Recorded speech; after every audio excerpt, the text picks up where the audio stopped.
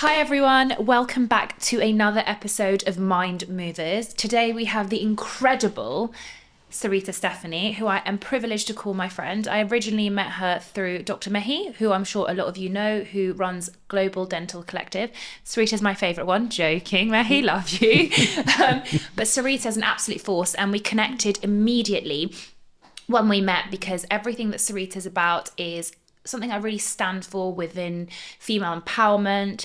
She is an incredible mother, an entrepreneur, and just an absolute star in her own right. So welcome, Sarita. Hey, thank you, Rhona. That's very kind of you. I know we had a bond when we first met. Sarita even said she was just like, Rhona's my favourite dentist. So there we go. When did you first meet? Was it at the... I can't remember. Maybe I think it was like a couple of years ago, no? I think it was at your Christmas, your family Christmas party, family no? Christmas. And obviously everyone was like crushing, being like, who is that like gorgeous couple, and Mehi and Sarita walked through the door. So anyways, love at first sight. We became closer than me and Mehi, so it's all good. And the rest is history. We always start this podcast with, how did Rhona meet the guest? It's just a normal Because he thinks I have such an array of friends. Like, he's like, how do you know this person, Yeah, you're just a very good vibe and good energy, and people get attracted to you. Oh, thank you. Okay, so Sarita, the first thing is that I love to start from the very beginning right now so that people that are listening know. The reason why I invited Sarita is because she runs an incredible female platform, female business for egg freezing, and I was somebody that was an early adopter of egg freezing. We had my dad on the podcast a few weeks ago talking about this because he sat me down when I was 32 and barely anyone was talking about it. He tried to have the conversation and people got really defensive. Some people even got offended by the conversation. But before we go into your business, can you tell us a little bit about who you are, what career you were doing before, and a little bit about your background? Sure. So I am Italian. I was born and raised in Venice. I spent all my life there. Then when I was 18, I moved to Milan. I actually studied history of art. Amazing. So my background is very artisty. Then I moved to London so that everybody was making money in the finance space. So I decided, okay, that's where I have to be. And I did a master in finance, starting from scratch in English and everything. So it was quite challenging. As I haven't even completed my master at Westminster in finance, that I got a job into the biggest brokerage firm in the world. Worked there for 3 years. It was horrible, the worst time of my life, the shittest job somebody could have probably been a broker in sorry guys, but that's true, in a big brokerage firm, especially if you are a girl in a trading floor with 1,000 dudes. It was terrible. But I always say that from there, I learned how to be in an arena with lions, and fight back. So there was a very good training for me. From there, circumstancing took me to work in the healthcare space. So I started to work for many years after that into the big data for pharmaceutical companies, biotech, life science industry, which was the biggest which is the biggest love of my life. So from there, I then started Amelis. I actually did an incubator that helped me a little bit to quit my very high paid job and decided to do the founder life. And then I met my co-founder, Yasmin, on the way, and we started Amelis through our personal fertility journey. Amazing. So there's lots to unpack there. Now, first of all, working in finance as a female, was that you said it's like working with a pack of lions. Would you say that's because of the way that you were treated, or do you think it's just because the job entailed you to come with sort of like a very masculine energy to the job? There are some elements to it, So I was very good at my job, and it was never enough because I was one of the few girls on the trading floor. I had to fight double and make double to just even being seen against all of these guys on the trading floor. So that was very, very, that prompted me to work more, to do more and stuff. And then I became a bit more aggressive. And also I would say, when you are basically in a very male dominated environment, you start to act a bit like a guy, you start to okay, so yeah, let's go out tonight and get smashed. Okay, yeah, you go with it because you have to somehow to survive. So yeah, there were some elements to it that, you know, for survival have to do more, be there earlier and everything. But at the same time, also had to produce more than any other guy that was around me to earn their respect, because otherwise they would have walked over me Sorry, very easily. and you'd imagine in these situations when you say you're good at your job, it means you make more money than the next man. So isn't that what they're looking at? How much money you're making? Yeah, I was not even making more money than any other man because, you know, sometimes, you know, it was, I had to do double to be at the same level. So, you know, like there's something that I'm very big advocate is that also like equality at the working space is not the same also in terms of salaries. Well, this is what I was going to say. I was just about to say the gender pay gap, which we've discussed It's before, huge. is the thing. I recently discovered that in dentistry there's gender pay gap stuff, which I thought was weird because I was like, well, don't really believe in associates it. and I don't really believe in it. self-employed. I don't know, it was weird. I just saw some statistics, but I think what people say is like, for example, is that less females are likely to own a practice, less females are likely to do. I'm going off the stats for the show. I'm fine. I'm a boss woman. I own my own practice. No, We know I'm that. You know that. But gender pay gap is a thing in the UK. If it was real, we'd only hire women, wouldn't we? I mean, I've got 43 employees, 20 of them are men. Why wouldn't I just hire women if they're cheaper? No, but it's real. Like in So a big why corporation, don't I in just a hire women, only women? in a big they're corporations, they don't even display the salary. Like it's a fact. In the corporate I was working before, I was not able to disclose my salary to my colleagues because their salary was double my salary. A lot of companies say that. A lot of companies. No, it's like it's statistical. You see what I'm saying? If it's true that you can pay a woman less to do the same So job, he's saying, so why people are wouldn't they- saying, why wouldn't you just why wouldn't employ they just more hire women for all cheaper? Yeah. Why were there so many men there? They should hire all women. It's also statistical proven that when you present a job to a woman that has, I don't know, 50K salary per year, I'm just saying, she will accept it. A man will negotiate. Yeah. Like it's like statistically proven. Is I don't know. But why do we there's think in the that UK is? government. I don't know. It's just maybe something that we feel like, okay, you know, like I don't deserve more. Like something in our minds. Okay, I'm content with that. So now, you know, like I expect we are a female only team. If anybody doesn't negotiate purpose. with me, yeah, on purpose, yes. I'm positively, what was the word? Positive discriminating. Yeah. I'm doing positive discrimination and I'm guilty. Fuck it. I don't care. That's how it is. I love her. I love That's her. how it is. Also, there's an element that, you know, like for the kind of business we're doing at the top of like the team, obviously we need to hire women because they emphasize more with our mission and journey. Unless, you know, like there are very specific cases, which we haven't met yet. We haven't met yet cases of a man, or maybe they're doing transgender or some changes there that emphasize with the egg freezing and fertility mission. So it's on purpose. Look, both of you are bosses. I'm a boss, right? And it's a sad truth of being a boss that the people who ask for pay rises Are get men. pay rises more than people who don't ask for pay rises. I don't know, like, listen to me. In my clinic, everyone asks me for a pay rise, but I also, and every 5 minutes. But like, Everyone. yeah, everyone, everywhere, all the time. And the problem is as well, because what I have struggled with, and unfortunately, like, I think this is being a female founder, which I will talk to Sarita, which will go on to Sarita, has been one of the biggest challenges in my life. And I always thought to myself naively, being a female founder, if you assert your value and you are, you know, you don't have to go with aggressive work tactics, you can still gain respect from your colleagues and your peers. But I'm actually wrong, because also, like you said, you have on purpose with the business that you've built, you have employed a lot of amazing empowered females. In my job, I didn't do that. In my clinic, you know, in any other businesses that I've been involved with, I just kind of like had a team and I was like, oh, this is the way it is. And then I really understood the difficulties and the power dynamics. And the way that I'm spoken to is actually very different from my previous boss, who was an older man. And the things they say to me, the things they ask me, the way that they send messages is completely different But than it the might way they not be spoke to because him. you're a woman. But I think it's because, but I have also found it, and Sarita doesn't have this problem. I'd like to have your input. I want to be liked. And Yorgos said to me the other day, he said, get over it. Like, you're a boss. Like, not everyone's going to love you. Because sometimes I'm too afraid. So when people come and ask for a pay rise, I go to Prav, I'm like, they've asked. And he goes, you don't have to say yes. You know that. You don't have to say yes. But I find it a very difficult thing to assert my power. But also, have I been conditioned as a woman to be nice and liked? Which I don't think you struggle with, but it's certainly a struggle of mine.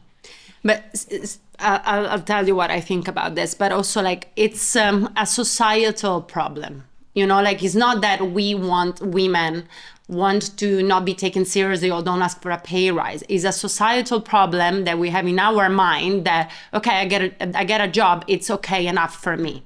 You know, like we never brought into the position for centuries now to ask for more while men do. You know, like it will take years before we overcome this. It's happening, but it will take years before we overcome this. And you know, like now, if I offer a job to somebody and then negotiate with me, I would tell her like, really, you have to negotiate with me. Like for example, Dana, that you know, like at the beginning, we were like, okay, this is it. I'm like, no, I want more equities. I want like a higher salary. I'm like, okay, yes, like you get it. You know, like just because you ask, you get it. You know, like, and it's fair. You know, it's fair. But at the end of the day, I don't think it's like we really want to. I think it's intrinsic in our societal behavior that we don't go for more. We don't ask for more. I think it's very intrinsic in how we behave right now as women.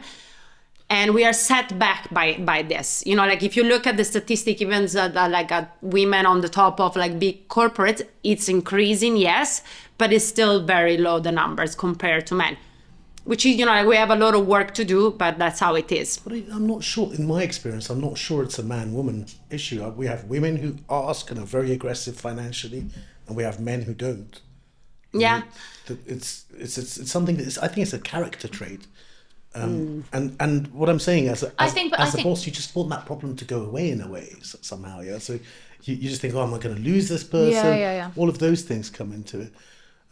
But also now there are some rules around how when you hire, I mean, maybe, you know, it's, I'm not talking in specific cases, but in a corporate, let's say, for example, at the brokerage firm I was working at, you have to, when you interview and you need new hires, you have to at least interview half women, half men. You know, like, so like now some rules are coming up to it. You need at least to interview half women, half men, and then you offer the job to the most qualified candidate.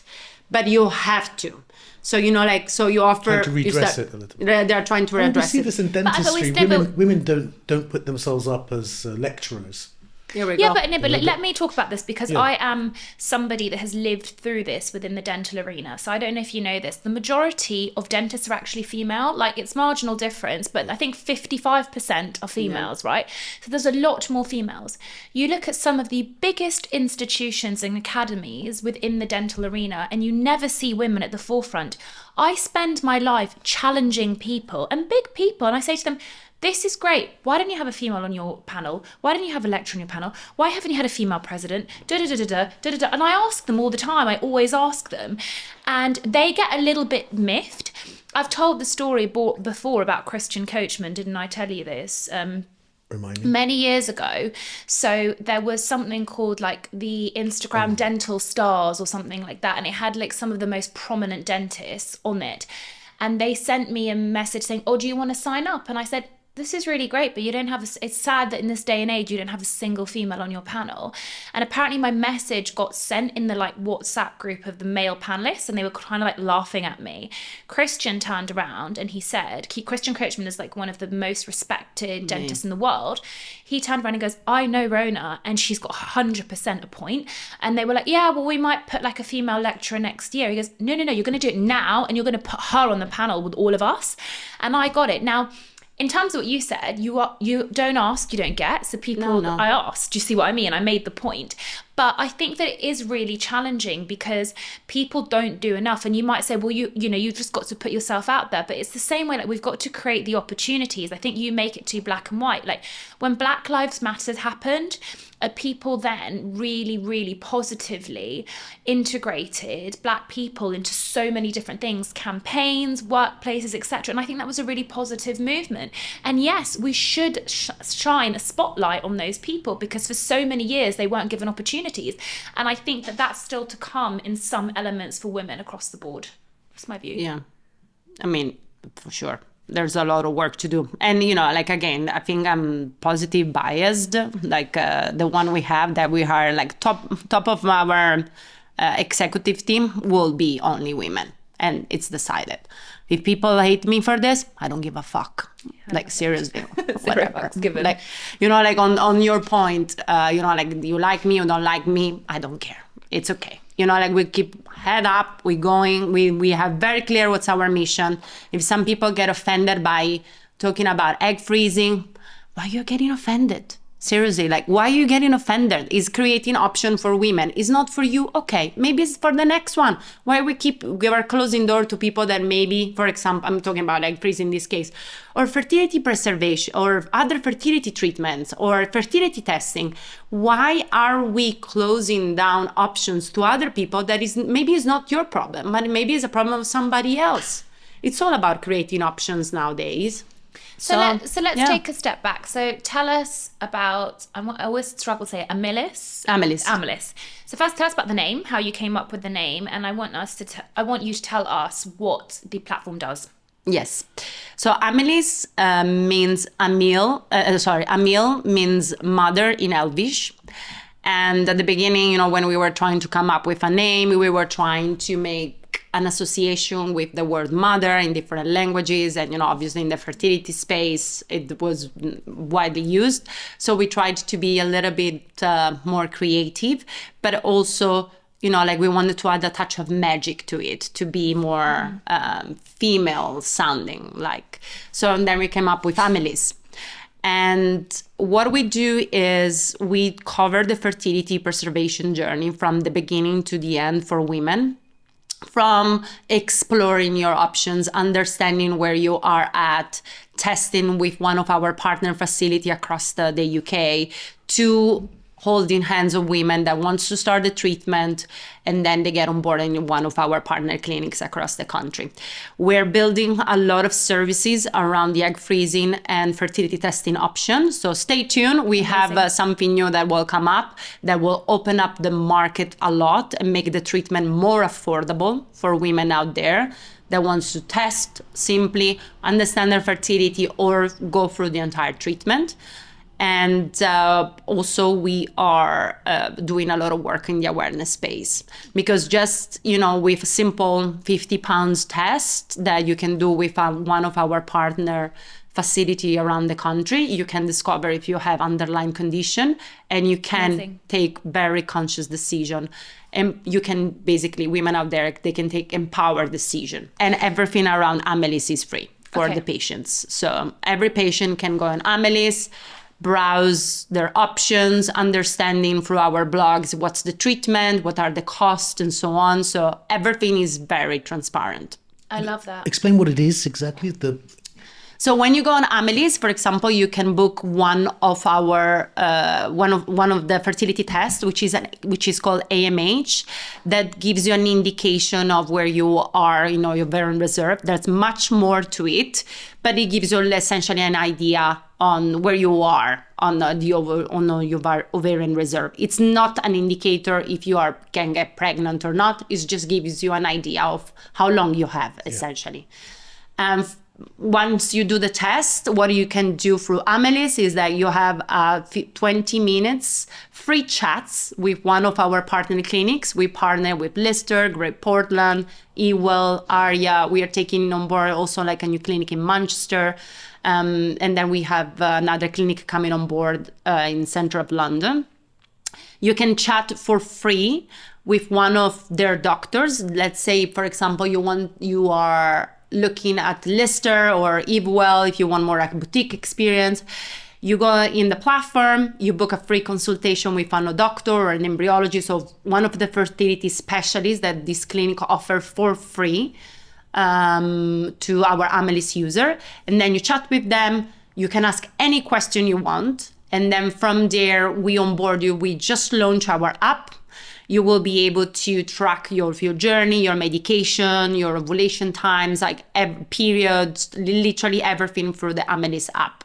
And this app was designed from women to women. My co-founder, Yasmin, is a software engineer from Imperial with great knowledge of healthcare products. So she's the one that built it. We have an in-house designer too, another woman that designed the entire app. So it's very, very, very patient-friendly, user-friendly, built from women to women. And this app is free also. So any patient, even doing treatments in other hospital or clinics, can use this app. We're launching it at the end of this month, so like this week or next week. And from there, you will also be able soon to be able to track where your eggs are frozen, if you want to use them, what you have to do, and basically like the post process of egg freezing.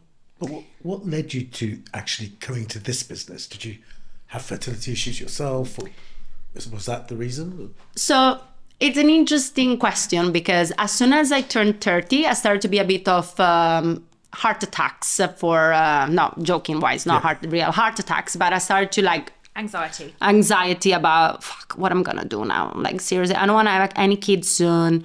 I'm in a long-term relationship, probably soon I was getting married. And, I go like, he's younger than me, what I'm going to do, and all of this kind of thing. So I was asking myself a lot of questions on, really, when I'm actually going to have a kid? Am I going to have a kid? So I basically had this conversation with my husband now that at the time maybe we were not even engaged or something. And we decided that we should have looked at fertility preservation option. You have to consider that his father is a fertility expert. He's a gynecologist. He's a gynecologist and has a clinic in Spain. So as soon as he met me, the first meeting with my father-in-law, he was like, I think you should freeze your eggs. Literally, that's such a Middle Eastern thing. Like, Payman met my dad. My dad sat me down at 31 and was like, time to freeze the eggs. I was like, what? Like literally. Yeah, same. He was like, he met me. It was like we were traveling a month in New Zealand, a month here, a month there. And he was like, Sarita, I think we should freeze your eggs. I'm like, why are you even talking to me about this? Seriously, like I'm 28, 29, whatever. I'm so young. I'm like, you're not that young. I'm like, whatever. And from that process to actually when I froze my eggs, I was like 32. So I froze my eggs at 32 years old, just turned 32. And that relieved a lot of anxiety from me. And consider that, again, I was like in a long-term relationship, so I was kind of like, okay, this guy for sure is going to be the father of my kid one day. And I froze my eggs. I saw that the process was unnecessarily difficult. And then even if I had a lot of support and I was surrounded by gynecologists, I was still alone injecting myself, like trying to feel like what's going on with my body. I feel bloated. Am I about to die? Am I surviving? What's going on? I feel like this, I feel like that. I'm having discharge and this. Is this normal? Is this not normal?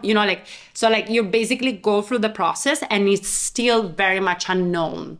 Like you walk blindly into a treatment that you're like, okay, why I never knew about my fertility. And to be fair, before that moment, I didn't even know if I could have a child. I never tested my fertility. I didn't know absolutely anything. Like I could be like maybe infertile, I don't know. Maybe my window was already closed, I don't know. Because we don't talk about this. We always think, I'm healthy, I could have a child. No, it's not exactly, it doesn't really work like this. Or even my periods, like I had good periods, but actually for a period of my life, I was anorexic and I didn't have my period. So maybe that could have affected my fertility. So, there's a lot of factors that we don't really talk about it with women at schools or even, like your mom doesn't know about it. My mom is old style. Like for my mom, I could have 15 kids and we'll be fine. you know, like, so like actually my mom was like super against it. And at the end, like I walked into it, and I'm very chill about it. Why are people against it? What's no, the but reason? I mean, look, I want to interject there because I can completely relate, and I think like because now I'm 37, like there's a huge like kind of pressure. But I feel now I'm like, I keep thinking to myself, I'm so happy I froze my eggs, because if I have any problems now, I got such a great amount of eggs in one go. I have a lot of people, because when I came out and spoke about it 5 years ago, so many people were like, thank you so much. Lots of people found it really brave. There was like this whole stigma because it was like, oh, What's the objection? the objection is that people think you're going against nature, and again, it's a societal problem. The problem is that people perceive women as baby making machines. Think of Handmaid's Tale if you've never seen it. You know, the irony, you know, we're here to produce, we're put on this earth to produce, and we're given like a fertility window. Now, realistically, you know, having spoken to my father growing up, of course, women do have a window for fertility. And really sadly, I've even met women that said to me, I wish I froze my eggs because I got menopause at 33. It's really rare, but it can happen. Yeah. And then she had like one egg, and luckily she got pregnant with that, okay? But she went through a horrific period and she could only have that one child. And super anxious. Yeah. About that.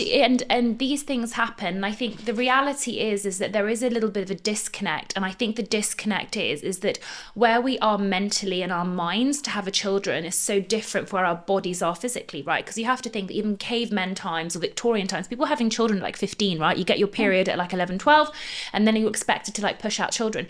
Now women are like really wanting to invest in their career, who they are, before they can provide for a child. And I think that the economic situation and the environment that we live in demands so much more for us to bring up a child. Like, you want to give your child a good life. Like, you know how expensive children are, you know, you've got your own. So I think that there's like that disconnect. But I think ultimately a lot of people say, especially the old school women, well, you left it this long, so it's your fault.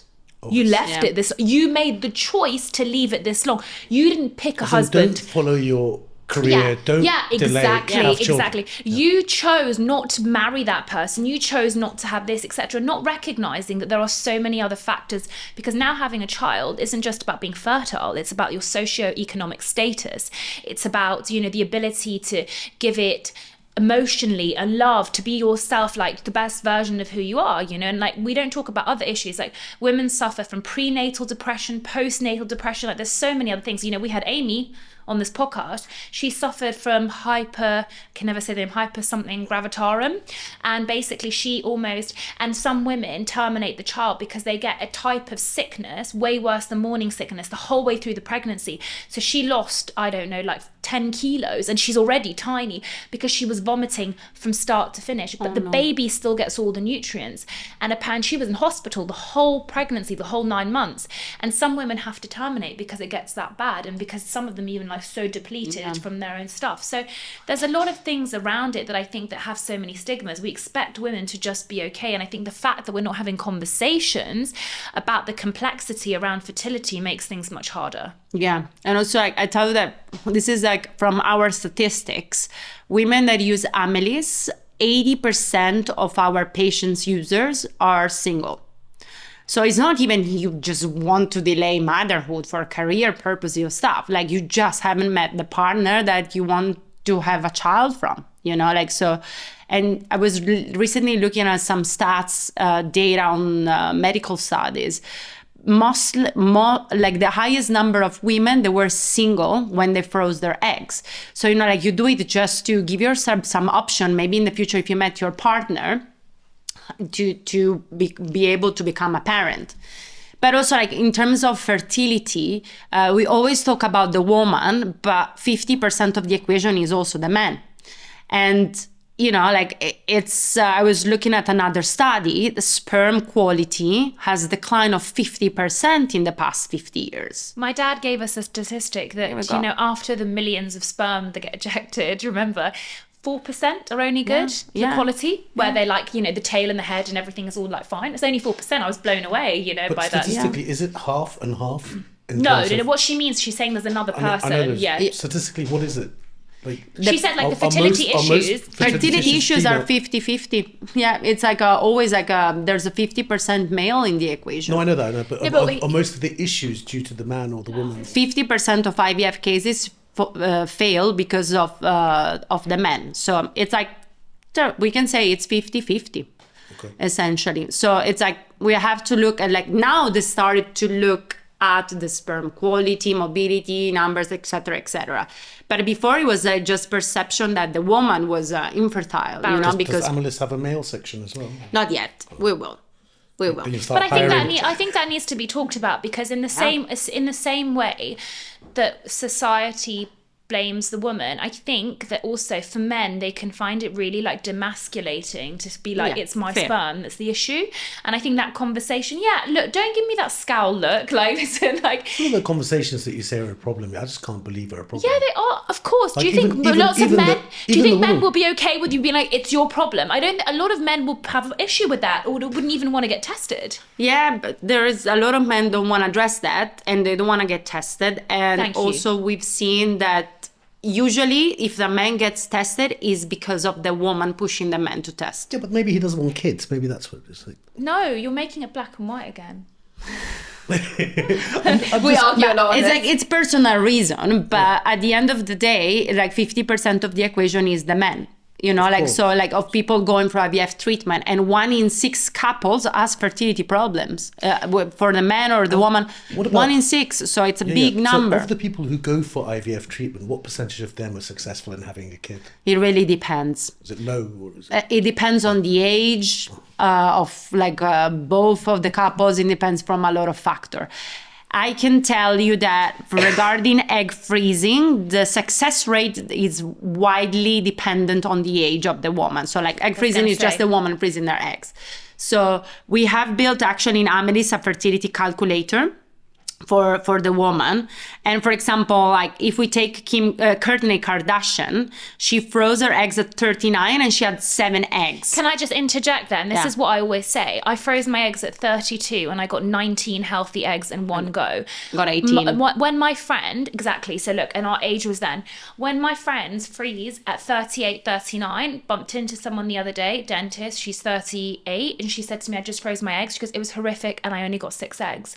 So the sooner you do it, the better. The quality and the quantity is better when you do it younger. Sad truth, but tell me about the actual process, the treatment. Well, let Sarita just finish her story. Yeah. So, like, if we build this in Amelis, you find this calculator that we built based on historical data from one of the clinic we work with. So, like, this is like backed by 1,000 cycles, even more than 1,000 cycles of egg freezing. So, like, if, for example, Kourtney Kardashian, as mentioned, she froze her eggs at 39 and she got 7 eggs. And she was not able to have a live birth out of her eggs, unfortunately. So Kourtney Kardashian froze her eggs at 39, but she didn't end up using her frozen eggs. It wasn't successful. Did it have anything to do with her age? Yes, it did. Her chances of success were 29%.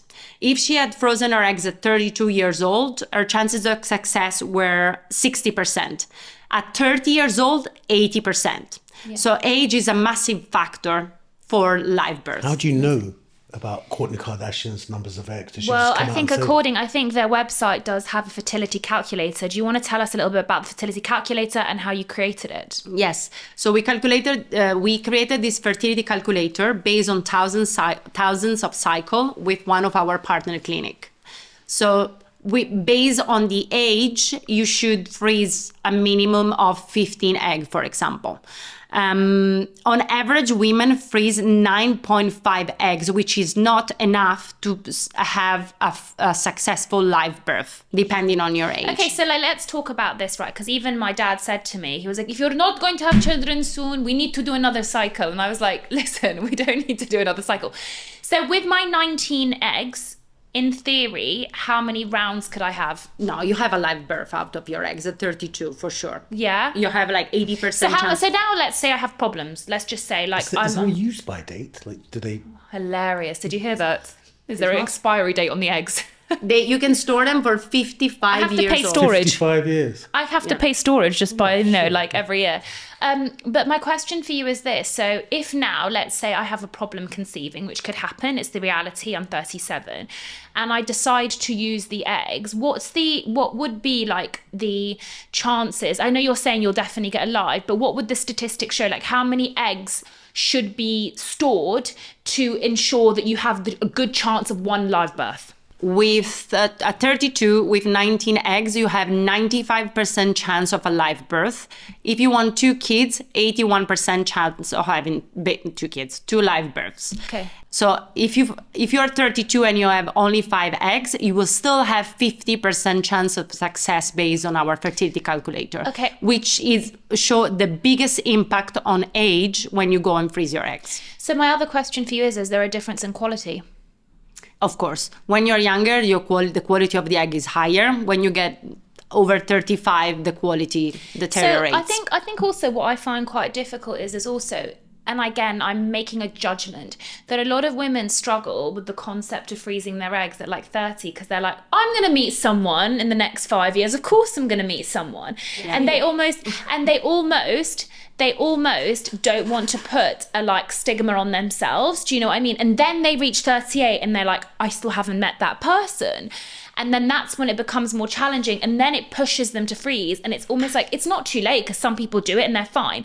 But your chances, it's an insurance policy, and your chances of getting healthier eggs and a better quantity and quality is better when you're younger. Yeah, that's for sure. Like age is a big factor. You have to consider another thing. We talked about before a lot about the stress of freezing the eggs and the journey that it can feel quite lonely. I hated it. I was so sick afterwards. Here we go.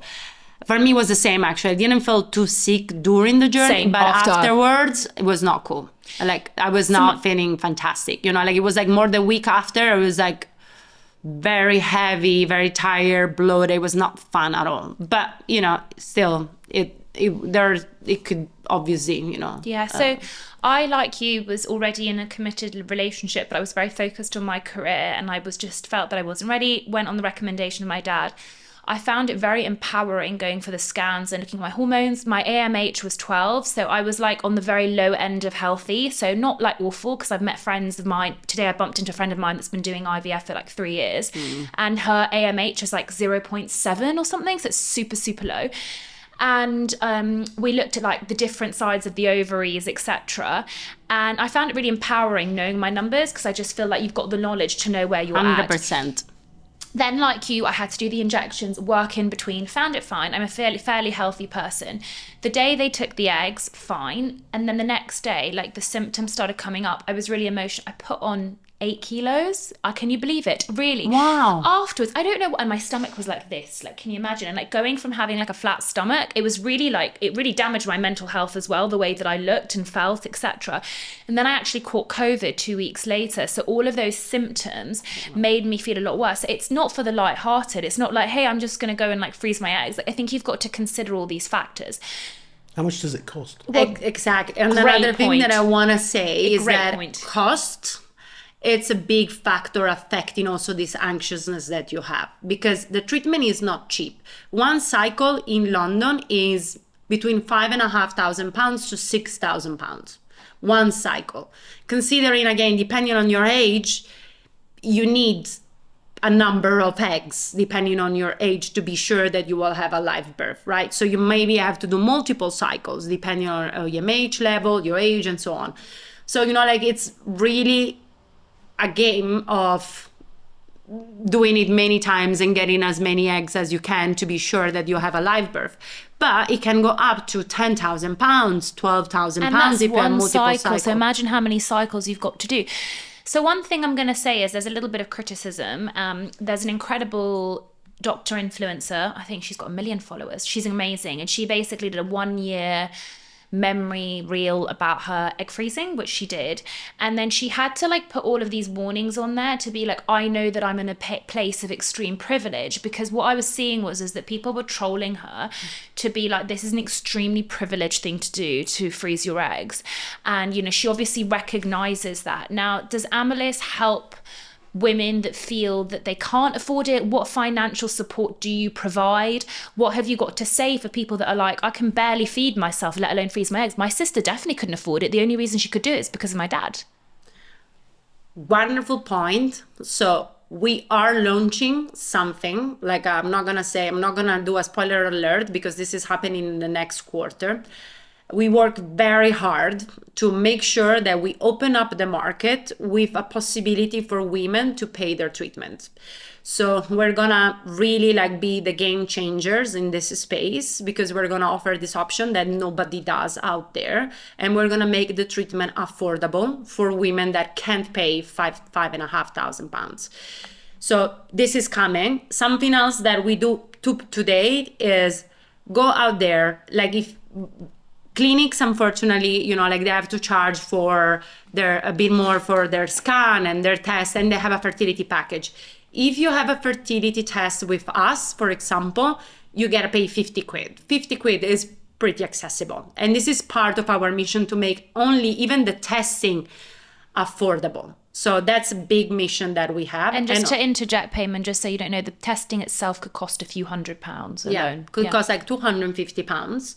And something else that we do is get to speak with one of our specialists at the clinics if this egg freezing is at the top of your mind or at the back of your mind. And these people, they offer their time also for free because they want to raise awareness out there. So that's something that our mission to make the treatment more affordable. But yeah, something that I spent a lot of money at the beginning of my journey was understanding which clinic I wanted to go to, which is something that, also why we built Amelis, to give the possibility to women to get to speak to two different clinics, for example, and understand, okay, I have more connection with this doctor. I want to do this treatment with this doctor rather than this other doctor. And, this is all the clinics in London that are approved by the HFEA, they're wonderful clinic. It's just a matter of feelings of okay, I like more doctor this rather than doctor that because I feel more comfortable. And it's fair, or I don't know, I'm Italian, for example, and I was very stuck in my mind that I wanted a Spanish doctor. Yeah. So I was looking around and okay, do you have a Spanish doctor that I can freeze my woman Spanish doctor that I can freeze my eggs with? And I know I was speaking with an English person or whatever, no offense, but I was okay, I want a Spanish doctor. So I was going around and, shop around clinics, but every time you spend £250, £300, and I spend thousands just trying to find my doctor. And for Amelis, you can find your doctor for free. So essentially, it's a platform that helps educate, connect, and just helps make the process much easier, which I think is absolutely pivotal, because a lot of people find it really challenging. I think all of healthcare is difficult, more difficult than we realise. It must be difficult. And people think the NHS is so accessible. It's so not. Well, as I say, we've got friends who are doctors left, right and centre. I mean, we in dental school. And, family member was having an operation. I had access to doctors in that field, right at the top of that field. And yet there were times where you felt in the dark, you didn't know what complication was going on or whatever. So in this situation where it's so emotive as well, you can imagine how it's so necessary. I mean, the HFEA, which is the regulatory entity in this country for fertility clinics and the fertility space, they recently published numbers saying that the very few couples qualify, few heterosexual couple and same-sex couple qualify for NHS funding to go through fertility treatments.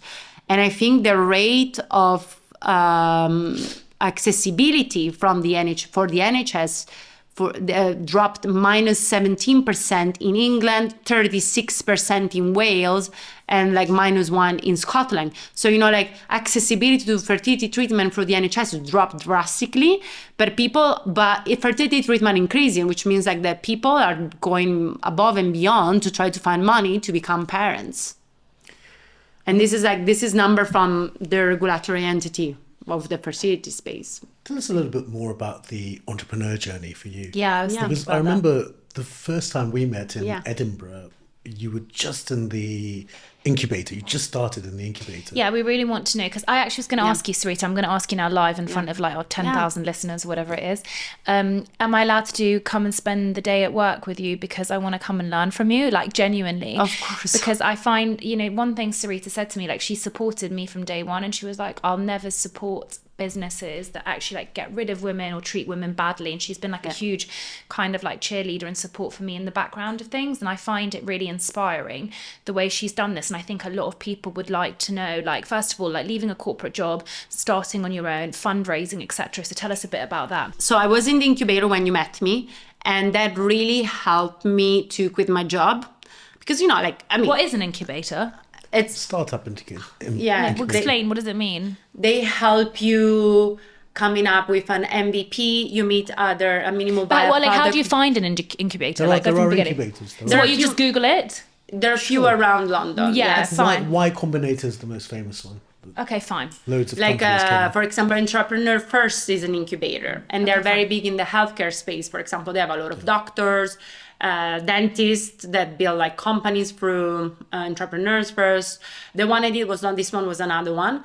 But basically, they help you having an idea on what you need to build a startup, right? Mm-hmm. And also, like, they help you with connection. You can meet your co-founder there if you want, if you don't have, for example, like a network of founders around you. And they tell you, okay, pick somebody that has complementary skills to you, and all these kind of things. Essentially, they help you like understanding a business model, what investors are looking for, building a pitch deck that, you know, it's appealing to investors. So all of these sort of kind of things. So I finished it. I finished the incubator, and then from there, you know, like I was still trying to understand which direction to take with the company, because at the beginning it was like Fertility Broad, and I was alone because I didn't meet my co-founder during this process. So then I did a bit of research, and a friend name dropped Yasmin, my actual co-founder. So like I wrote to her, she helped me like build an MVP. And then actually at the beginning, also the beginning of the journey, I was partnering with somebody else. Unfortunately, you know, like our direction were a bit we were taking a bit different directions. So I departed from him. Obviously, we're still in good term. And then I got into more working with Yasmin full time. She quit her job, and now we are obviously co-founders. MVP, minimum viable product. Minimum viable product, yes. So we had, Yasmin built our minimum viable product, which means, you know, like that women were able to go into like sort of a platform, booking their chat with the doctors and everything, you know, like just to validate our concept and idea. And then obviously like today we're way bigger than that. But at the beginning, you know, like it was just to see if actually there was a need in the market, a minimum viable product, to see if people were booking through it and the clinic were using it. So there was like, it's a very important process before you build a product and you pool resources. You see if you have traction in the market, which is like the base of building a startup essentially. So after that, we decided that we needed funding for marketing, be out there more, you know, like you can't just do everything. So we needed also like to hire some people, a marketing person and so on. So we went out there and did fundraising. And I actually was pregnant during fundraising. So I got pregnant, and it was December that I got pregnant. And in January, we started conversation for fundraising. So in March, it was official actually that, you know, like March, it was official that I was pregnant. And, you know, like I started sharing it with the team and everybody. And at the beginning, I was not telling an investor that I was pregnant because I was scared. I was scared that somebody would be like judged, or, you know, like that somebody could be like, oh, this woman is going to have, and I'm quoting one investor, this woman is going to have Amelis as a hobby rather than a company, because now she's going to have a baby. And I received this comment, you know, like, so this is like, see, these things happen. Real comment I received from an investor, like, Amelis, like, you make sure you send. Okay, Rhona, be honest. Yeah. Yeah. If a receptionist practice manager job was going at your practice and someone came and said, I want the job, but I'm pregnant, I would support. Have you seen my practice? Have you seen my practice? It would affect you. No, but listen, have you seen my? I don't even think about it, payment, because all of my, you know, first of all, my team, which by the way, I've had TV channels approach me for this, absolutely love the diversity in my team. I have had diversity because I do not discriminate. If you knew you were going to hire someone who was going to be away very soon, that's kind of what the investor's saying, isn't it, in a way? I hear you. I actually will hire her just because. Do you take money from men or only from women? Like, I actually will take money from men, Dad. Pregnant women out there, you can come to Amelis and I will hire you. Yeah, and I'll hire you too at Chelsea Dental. Don't apply to Enlighten. No, I'm joking. Like, I will hire you. But, that's the reality. This is, also the UK government pays you for the salary that a pregnant woman is out. So, this country is not bad for pregnancy and stuff. They don't pay you probably so much, but a companies receive incentive from the UK government when a woman is out for pregnancy. And ultimately, pregnant women are doing a favor to the humanity to keep the humanity going, because we're becoming infertile. Which is a crisis now. But can I ask, so that's a good point actually. Isn't it becoming a crisis now because less women are having children? And do you think that's because of choice? And but surely this is just a problem in the Western world, right? Because I'm assuming places like India and Africa, people are still having lots of children, no? Well, average age of women having kids is increasing every day. In the Western world, is 31 years old for a woman and also 30 for a man. So it's not like that's still young, in my opinion. Because the average age is going up, fewer people are having as many children. Oh, I see. And so for that reason, there's also cost of living, societal pressures, all there's. But there's it's really interesting because I'm seeing more and more women and really strong, powerful, beautiful women. One I'm thinking of she's stunning, so what you think is stunning, this beautiful.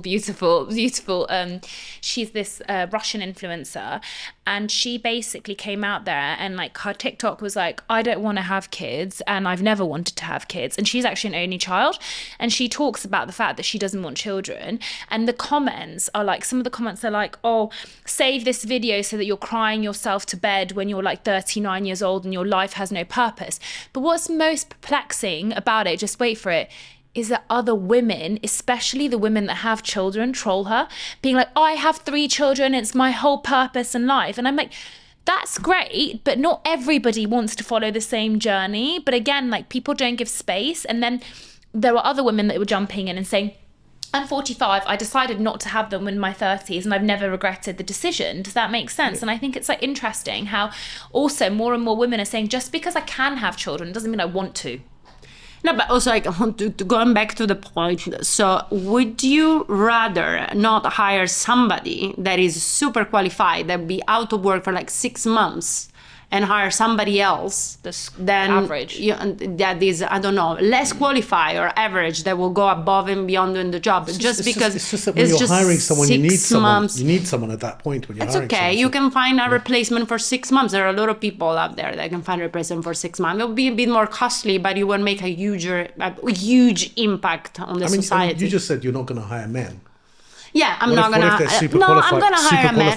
I'm gonna hire a man. You take money from a man, as he said. I'm gonna hire a man at a certain point, not in the executive team.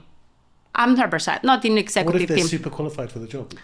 Well, I haven't met any yet also that that knows the process of egg freezing yet. We have on the board doctors, gynecologists, there are men. She spoke to my dad before. So, yes, we have doctors that are male, but that's a different kind of doctors. Yeah, there's a different kind of a doctor, I will hire a male doctor. We haven't received any application yet. But, in terms of business-wise, a head of marketing or a CMO, no chances we're going to hire a man. But because also there's an emphasis on women and so on. So it's the face of Amelis, head of marketing. It does make a lot of sense that is a woman. So, we're doing positive bias on this for sure. We're going to hire a man, but maybe for other job. Maybe as in the finance department, when we build one for sure. We have a lot of men as a gynecologist in the board. Yes. Tell us about the business model. So you take the money from the clinic. Yes. We charge clinics. It's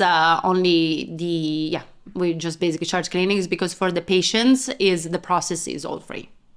And where are you at as far as funding, runway, profitability? So like I was mentioning, sorry, I didn't finish my conversation on the fundraise. So we did the fundraise while I was pregnant.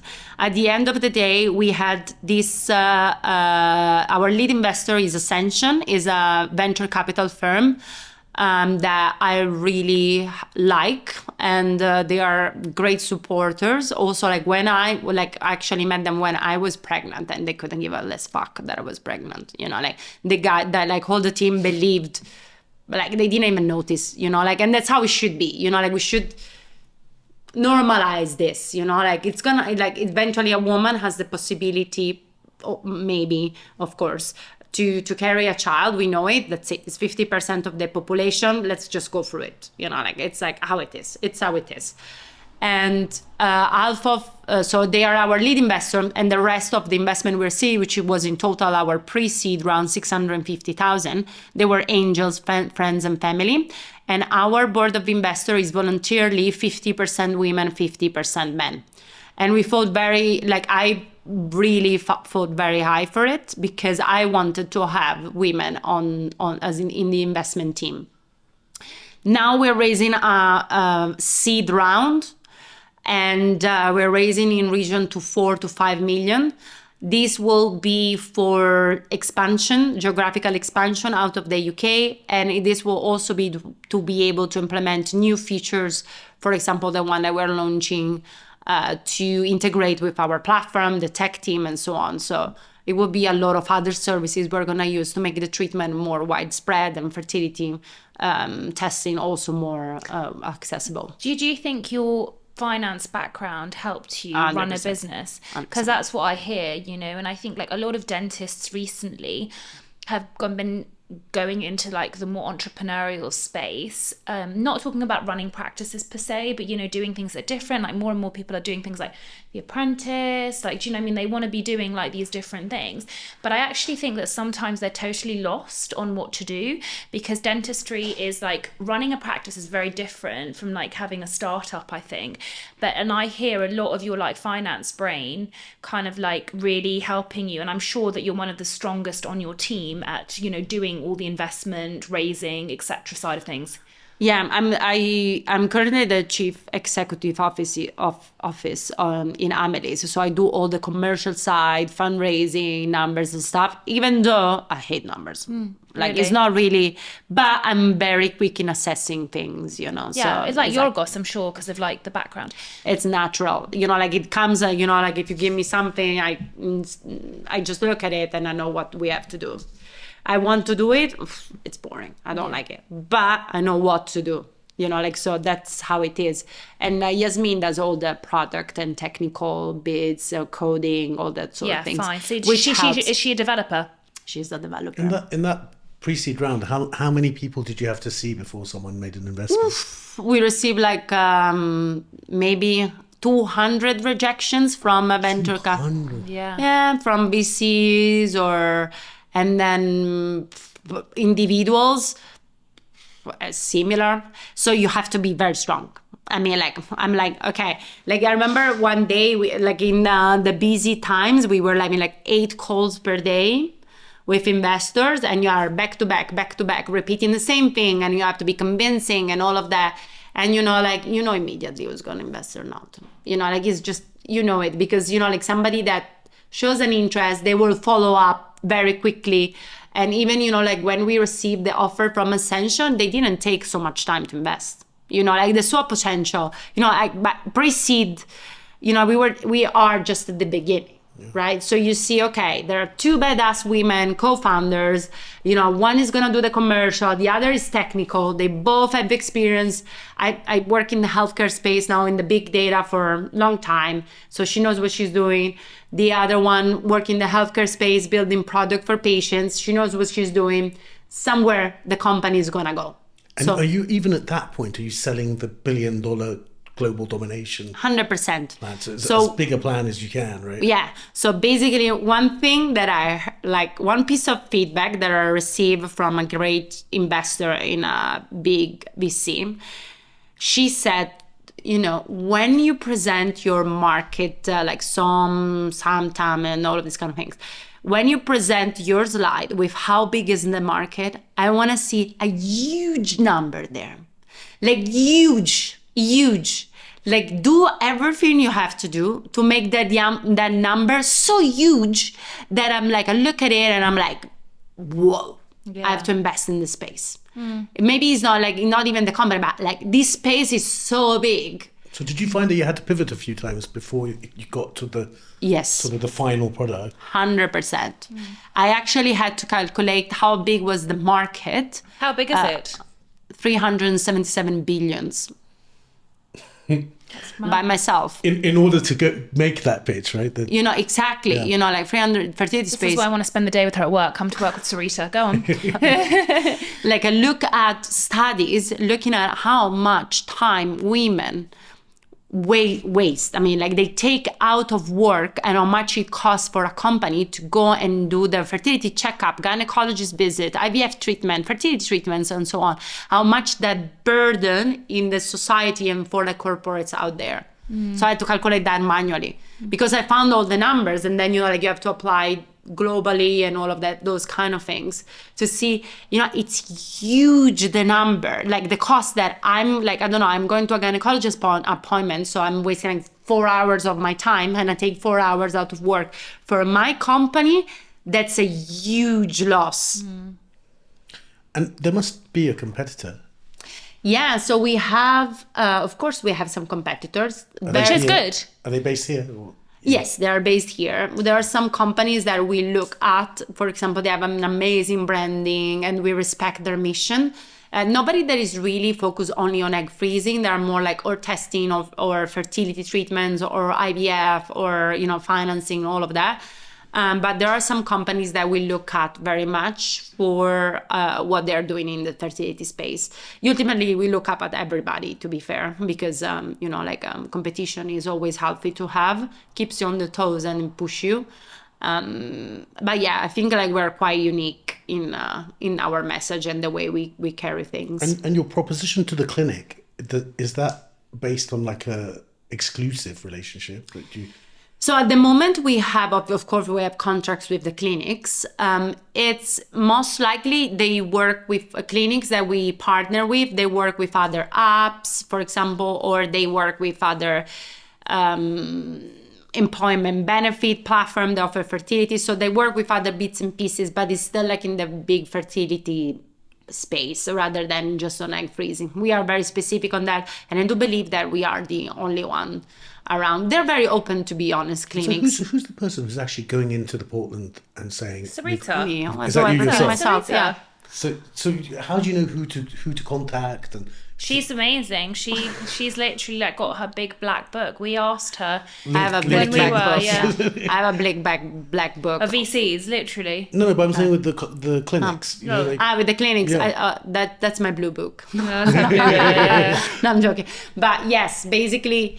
We don't, so look, also part of our proposition is that we reduce the decision fatigue for women to go to, like, we don't have all the clinics in London, we have few that we partner with, and they're the one that wants to improve their communication with the patients, that they want to do a bit of different things. The other day, Dana, our head of marketing, and another person that works in the social media, they went to a clinic and they recorded a bit of content, and the doctors are happy about it. Some clinics, they don't want to do this kind of work. Like I think the Fertility Academy that I did with my dad. Something similar to I'm a social media queen. I mean, I could do it full time. But the thing is like with the Fertility Academy, with my dad, like they're so not into that. Like Gorgi is like a very old school doctor, and like a few people messaged me and were like, "Where did you get it done?" Because obviously I had a YouTube video which did really well because I talked about the whole process. And then I was like, listen, I was like, Gorgi does not have like the bedside manner that you might want. Like he's a like very scientific doctor. His results are very good with the egg freezing, but like you're going there. Like, and some people, they said they want the compassion, they want the like empathy, they want, it's like dentists, right? You could go to the best technical dentist, but you're like, if you want to get pandered to on the bedside or like, really have those conversations, you're not going to get that. Do you see? I mean, I think different clinics are there for different reasons, Yeah, like the clinics that we work with, they're the one that wants to, they also understand that demographic is changing, right? Women like at my age, I'm now 35, but when I did it, I was 32. Women on their 30s, or even millennials now, they walk in and they're in their 20s. Imagine like 25, 27. They will check out. Based on the stats, that's the right, Yeah. that's the right thing to do, right? Yeah, you know, like, so even like at this age, what you do is like you check a clinic on Instagram, on TikTok. Yeah. If you don't have a presence there, almost you don't exist for some demographics, you know. Some Google, like, you know. Some Google, you know, but Google reviews also like are completely out of it. How are you getting to the users, the ladies? How are you getting to them? So our traffic is mainly organic, meaning that a woman uses and then she tells all of her friends and all of her friends come. Or So we they're do like doing a word lot of mouth at the moment. more word of mouth. We do a lot of events as well. ads? You know, interesting. I don't do ads. We tried ads in November for a month, and we didn't get the result we wanted to. We get some traction, but we didn't get the result we wanted to. We have, you know, like women ambassador, for example. Wasn't I meant to be an ambassador? Yeah, you should be one of our ambassadors. I'm being serious. Yeah. You know, like we actually had a friend of mine, Sophie, that recorded her fertility. She was made in Chelsea. Sophie that did made in Chelsea. You know, like we were talking about one day, she was like, I want to freeze my eggs. I'm like, okay, I'll help you if you want, you know, like I'm with Amelis. So we talk about it. And then, you know, like I said, she told me like, oh, I have this clinic in my mind that I would like to go to. I'm like, look, let me have a chat with them. Let's see if they're up to also being recorded. Again, you mentioned some clinics, they don't want to be part of this, you know, which is okay. It's fair, you know, but some others, they see an opportunity of like, reaching a new demographic, you know. Is it going through the roof right now? Yes, it's egg freezing as a But my dad was talking about this 15 years ago. This is what I'm trying to say. And there was such a stigma. My dad was like, egg freezing is going to be massive. Like, my dad has always been like very visionary in that sense. And now if you go on Instagram, people are talking about, Vicky Patterson was talking about it. She's got 2 million followers. Sophie, as you said, was talking about it. The doctor, there's so many people. But from Sarita's point of view, in terms of product market fit, like if she was doing the app now at the time that your dad was mentioning it, it was a bit early. It wouldn't have worked. a bit early. Too early. It was early. It was early, and you know, like there's a time for it. Yeah, so exactly. If you look at what the HFEA stats said, in 2021, we had the 4,200 cycle, which was a 64% increase of 2 years before. Oh my goodness. And this is out of the pocket, right? So that's 60. That's the one you want to put into your pitch deck. I know. You know, like it's a 64% increase, and meaning that this treatment is paid out of the pocket, right? Because we discuss about the NHS and stuff, unless unfortunately also like you have cancer, they do not cover egg freezing. Yeah. So this is like women that are out of the pocket pay for their treatments. This has all been so fascinating. I feel like I've learned so much, and I think this is going to be such a big help because I get messages on a weekly basis about egg freezing, and now I can just refer them to this chat. Thank you so much, Sarita. I've enjoyed every moment of it, and I think it's been one of our more different chats, right? As in, like it's been like Can we talk about Mehi a bit? Huh? Can we talk about Mehi? Oh, do you want to talk about your husband a little bit? Yeah, I'm happy to talk about my husband. We don't have long, but go on. Tell us about Mehi's Global Dental Collective. So my husband Mehi is doing a wonderful job creating a Global Dental Collective, which is a community that is supporting dentists across the world, talking about different things. For example, now he has an event coming up in April. With my therapist. With Rhona's therapist, that is on mental health. So talking about resilience, talking about how you address stress, and you know, when you have a difficult case, a difficult patient, do you show your vulnerability to patients or not? So, you know, like, or to your team. So it's going into the deep root of, you know, the profession that I'm sure you know better than me, guys, but he's raising some important question that, you know, like to support dentists that will participate, for example. And he's bringing up psychotherapists. Yeah, so Ella's a psychotherapist. She's actually been on our podcast as well. Yeah, here we go. So he's bringing Ella to answer some question and address how you should basically, for example, be vulnerable in front of your patient. How much can you share? I'm pretty sure, I always say that, I think the job that you do, guys, when a patient is out there and they just open their mouth, there's a lot of energy coming out. And, there's so much energy you can take per day.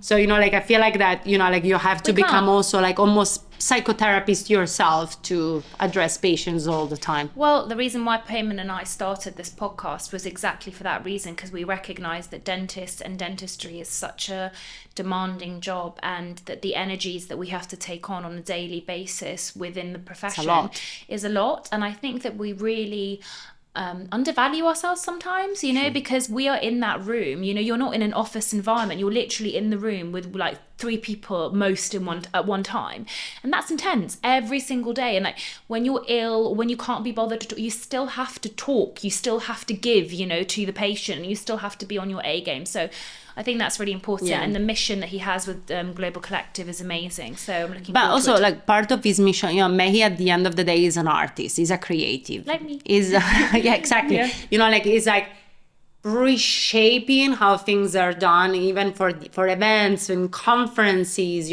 how you present the content.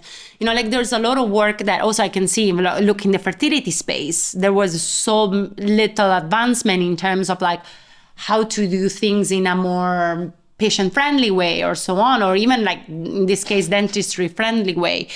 And, reshaping a bit the discussion in the industry. I think it's a very important topic that he's bringing up in the way he's doing things, in a theatrical way, in more three-dimensional way. Experience is very important nowadays, how the perception, when you walk in a space. Yeah, I was just about to say space, because that's why my sister redesigned my whole clinic. I can't wait for you to come in. I just saw the windows. And my sister said to me, interestingly, that the space, she said the medical space is horrible. She says every time she's experienced a dental or medical space, it has been so disconnected for the patient. And she has said that even when dentists try to do Uber Lux clinics, she's it still doesn't feel good.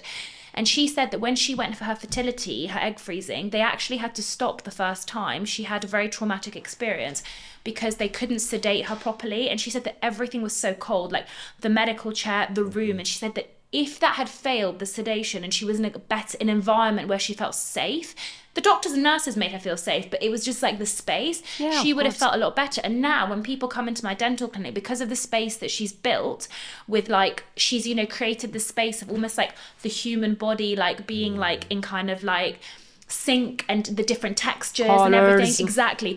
People come in and they're like, I feel so calm. Imagine saying that when you come to a dental practice. That's literally what every patient said. You've been to hospital, but visiting someone, even the most private hospital on it feels horrible. It's still a horrible experience. Yeah. Anyway, it's been lovely to have you. Yeah, I always you, Sarita. keep up with what's going on in your business every time I talk to Mehi. But he's definitely, the way he said it to me is, with Sarita, 1 + 1 = 7. I know, she's a force. You can see that. Yeah, you've been amazing. Thank you, Sarita. Really Thank you. luck And with if anyone does want to have a look at the website or your social media channels, could you please spell it out for them? Yeah, so it's Amelis, AMILIS.co.uk. Perfect. And then the Instagram handle is just Amelis? Amelis Fertility. Perfect. All right, guys. Thank you so much. Take care.